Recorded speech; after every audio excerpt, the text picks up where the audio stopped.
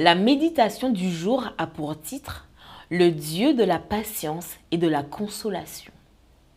Que le Dieu de la patience et de la consolation vous donne d'avoir une même pensée les uns à l'égard des autres selon le Christ Jésus. Romains 15, le verset 5.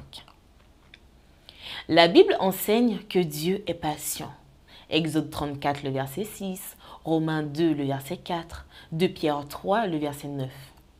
Cela veut dire qu'il a la capacité d'attendre sans désespérer, de supporter et de subir sans s'énerver, d'être tolérant envers nous et de ne pas s'impatienter au moment d'agir.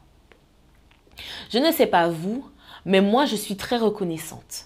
C'est un des traits du caractère de Dieu qui me touche le plus.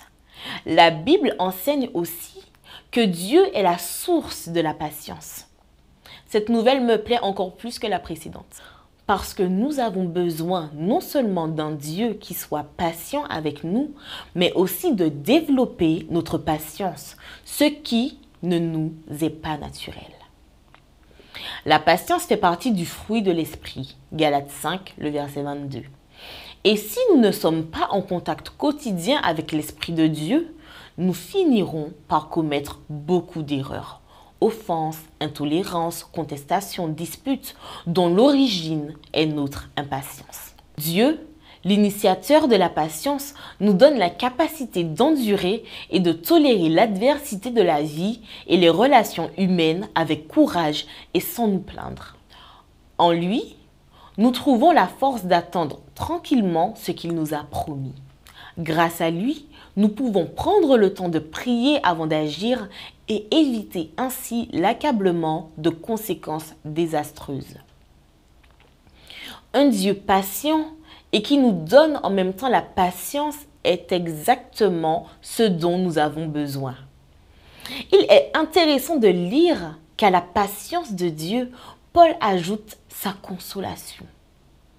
Dieu est le Dieu de la patience et aussi le Dieu de la consolation.